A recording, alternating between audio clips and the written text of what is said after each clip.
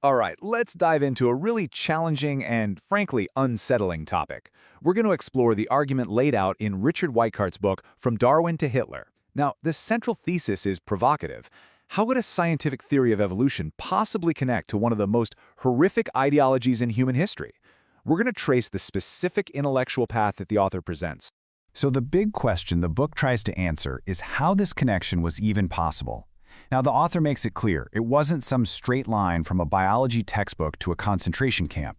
Instead, it was a gradual, nearly century-long shift in thinking.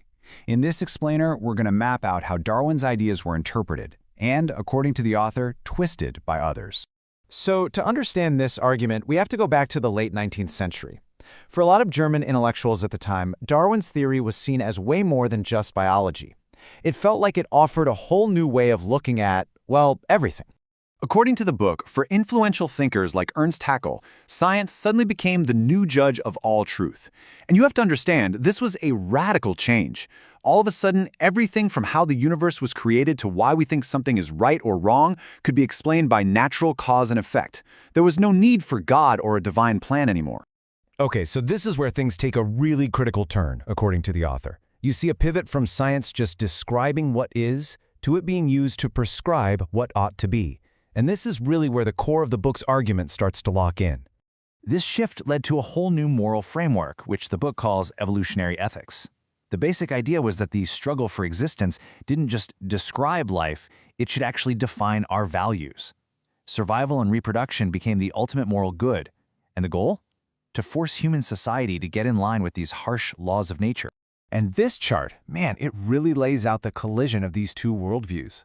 On one side, you have traditional Judeo-Christian ethics, which is built on the idea that all human life is sacred. But this new code comes along and challenges that directly. In this new evolutionary ethic, life has unequal value.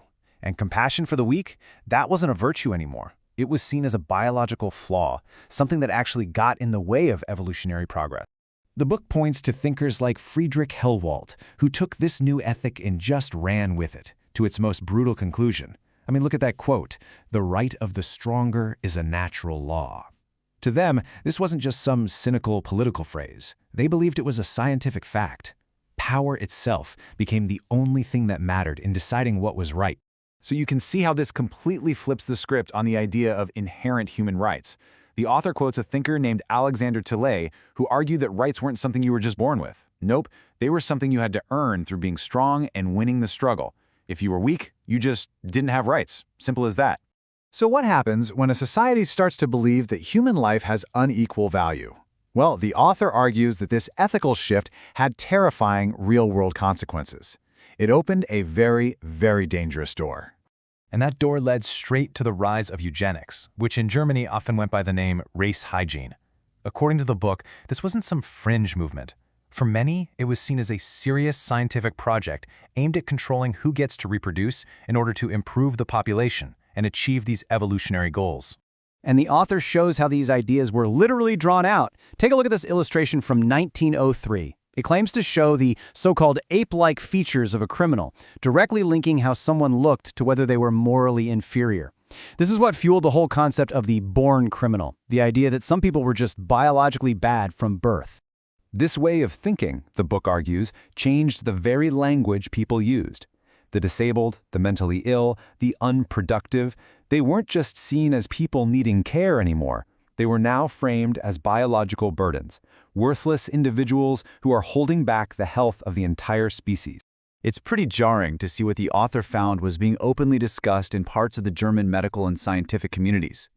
I mean, these are proposals that were once completely unthinkable. The book quotes figures like Ernst Haeckel, who apparently suggested that a simple dose of morphine for defective newborns would free both them and their families from a worthless and painful existence. Okay, so next, the book explains how these concepts of value and struggle were applied directly and just devastatingly to the idea of human races. According to the book, the founder of the German eugenics movement, a man named Alfred Plotz, was driven by a very clear belief in Germanic racial superiority. He described his entire life's work as a project of racial purification, and he framed it as this noble scientific goal.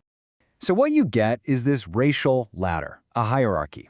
And the really insidious part, according to the book, is that this wasn't presented as just, prejudice. It was presented as a scientific conclusion based on biological fitness. In this worldview, some races were just inherently more valuable, with a greater right to exist and thrive than others. It was, in their minds, just biology. The book shows how this struggle for existence idea was even applied to geography. The concept of Lebensraum, or living space, basically framed global politics as one giant biological competition. The argument went that for a superior race to survive, it had a natural right to take territory from the lesser ones. And this brings us to the final, chilling link in the chain that the author presents: Adolf Hitler. The argument here is that Hitler wasn't some isolated fanatic who came out of nowhere, but was really the inheritor of a good half-century of this line of thinking. The author presents quotes like this one to show that Hitler's entire worldview was just saturated with the language of social Darwinism: struggle, strength, the right to dominate. He saw human history and politics as just another battlefield in that brutal, relentless struggle for survival that he saw in nature. And this, right here, is the horrifying core of the author's argument. Hitler believed his actions were not just justified, but morally required. He saw himself as an agent of nature, someone who was enforcing its brutal laws for the evolutionary good of the Aryan race. In his mind, he wasn't breaking a moral code. He believed he was serving a higher biological one.